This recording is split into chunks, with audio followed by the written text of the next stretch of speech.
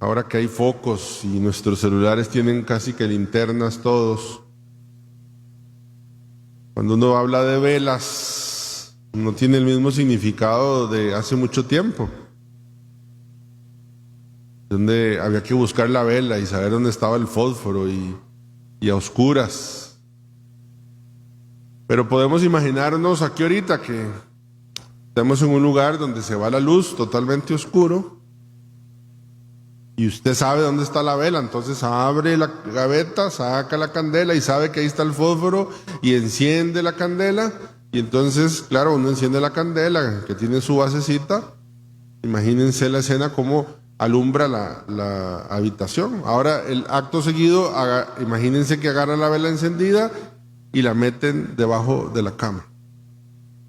O peor, agarran una olla, un jarrón, y entonces agarran la vela y meten así. Creo que el ejemplo absurdo que Jesús pone es muy expresivo. Que hay un absurdo en encender una vela para ponerla en un lugar donde la luz no alumbre. Es un absurdo. Entonces, la primera enseñanza que podemos sacar de estas lecturas, recuerden que el texto anterior que había estado es el texto de la palabra, ¿verdad? Que cae en terrenos distintos y había uno que sí, que cayó en buen terreno y que dio 30, 70 y 100, leíamos ayer. Entonces, la primera enseñanza es que lejos de ser cristianos debajo de la cama, lejos nosotros de ser cristianos que no brillemos. Cristo con toda claridad dice, una luz que se enciende se pone en el candelabro, se pone en lo alto, se pone en el centro de la mesa para que alumbre. Nosotros estamos llamados a dejar de ser cristianos ocultos, escondidos, ahí debajo de la cama. Yo no sé si les conté que a mí me impresionó mucho. Yo estuve 7 años en la parroquia de San Pedro en Montes de Oca y me impresionó mucho una señora que conocí de allí, que llegó a conversar conmigo y me dice, padre, yo tengo 32 años, creo que de trabajar en la universidad. Me dice, yo tengo 32 años. De esos 32 años he trabajado 27 en un mismo departamento. De esos 27 he tenido 3 compañeras que hemos estado los 27 años allí juntas. Y la semana pasada una de ellas me preguntó que si yo era católica. ¿Entienden el trasfondo de la pregunta? Le preguntó que si era católica. Significa que en 27 años esta hermana vivió su vida y su vida no decía nada de que creía en Cristo. Y no digo de andar de rosarito, guindado o de esclava, sino ella me decía, lo que me ha impactado es que mi comportamiento, mi estilo de vida no le ha dicho a ella. He sido, no me lo dijo, pero yo se los digo a ustedes, ha sido una cristiana debajo de la cama. Una cristiana debajo de la cama. Y esa es la primera invitación. Y yo le pregunto, ¿usted qué estilo de cristiana es? Yo, ¿qué estilo de cristiano y cristiana soy? Porque hemos sido encendidos por el bautismo para alumbrar. Para, en el lugar donde yo estoy, con las personas que yo estoy, haya algo distinto y diferente. Dice, no, padre, es que uno no puede, porque uno tiene que ser humilde. Una cosa es la humildad y otra cosa es que la luz de Cristo brille.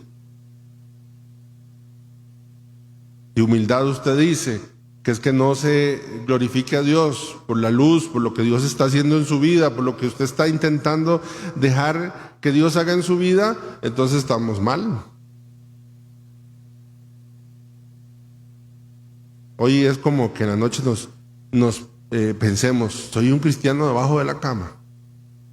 Soy un cristiano debajo de la cama. Mi vida alumbrará. Y no es que tengo que forzar una luz, sino que es que Cristo me ha dado la luz a través del bautismo.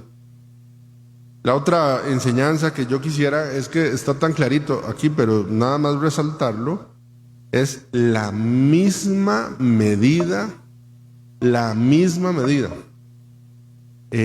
Nosotros, por el pecado original que hay en nosotros, aunque ya fue curado, pero por esa concupiscencia que tiramos hacia el pecado, tenemos una sensación de que queremos las cosas un poco suave para nosotros y un poco estricto para los demás.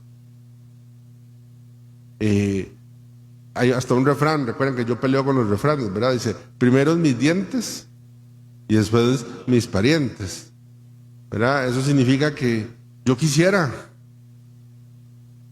Dice, qué barbaridad la corrupción que hay en este país.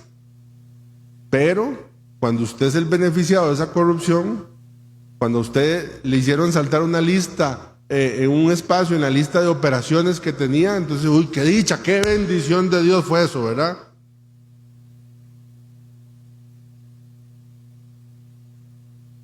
La misma medida, la misma medida. Así de exigente usted es con la gente, así de exigente va a ser Dios con usted. Hoy, ahora, de diosidencia, digo yo, mientras trabajaba en la oficina, vi una frase que decía que te sucedan a ti las cosas que tú has hecho suceder en la vida de los demás. Y yo vi esa frase y dije, qué lindo. Pero luego me puse a pensar, ¿y si yo he hecho suceder cosas en la vida de los demás que están mal? ¿Verdad? Como esos camiones. Bueno, yo no sé, cuando yo viajaba a Guanacaste, esos furgones decía, te deseo el doble lo que me deseas, decía. La misma medida. Y, uy, qué barbaridad los hijos de esta vecina mía. La misma medida con que vos estás soltando la lengua para criticar los hijos de tu vecina, la misma medida, la misma, no menos. Por ser de la parroquia Nuestra Señora de Fátima, entonces a usted no, a usted le vamos a tratar diferente o distinto.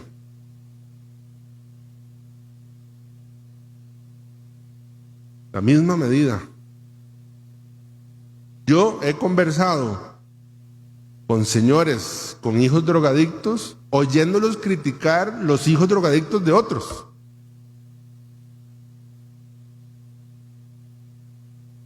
La misma medida. Y no debe ser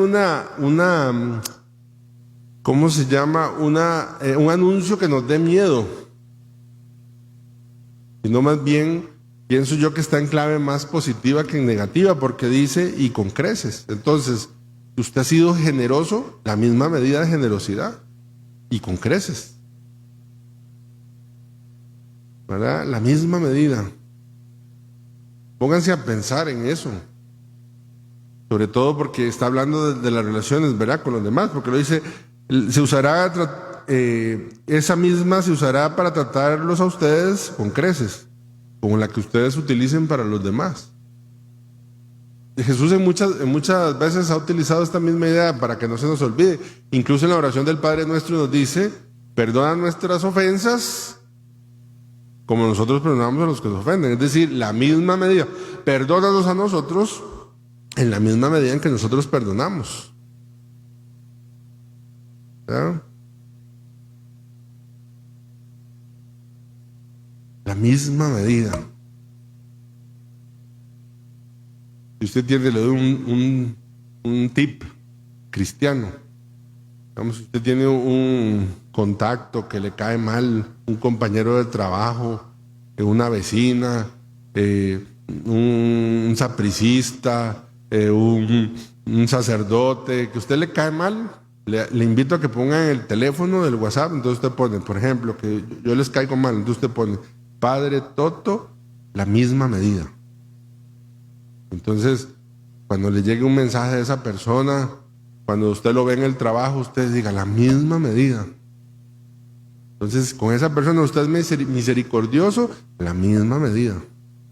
con esa persona, usted agarró la dignidad de esa persona y la tiró por el piso, y entonces ahora todo el mundo sabe porque usted habló mal de esa persona, sacó los trapos sucios y ventiló por todos lados la dignidad de esa persona.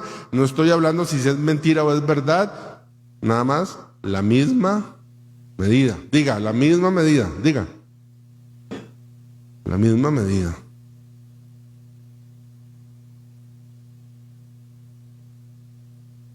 La misma medida.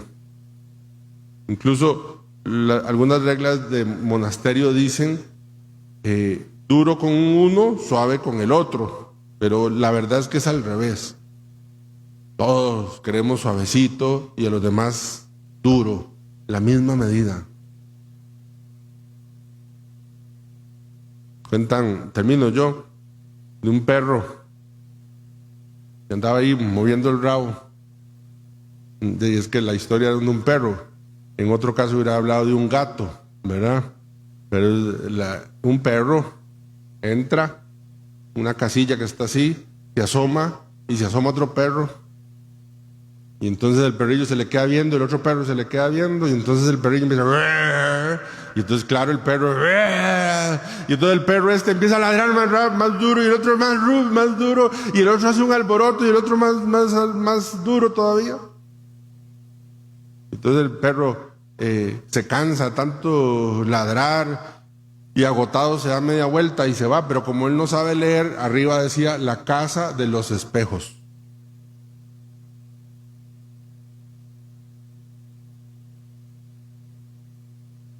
La misma medida.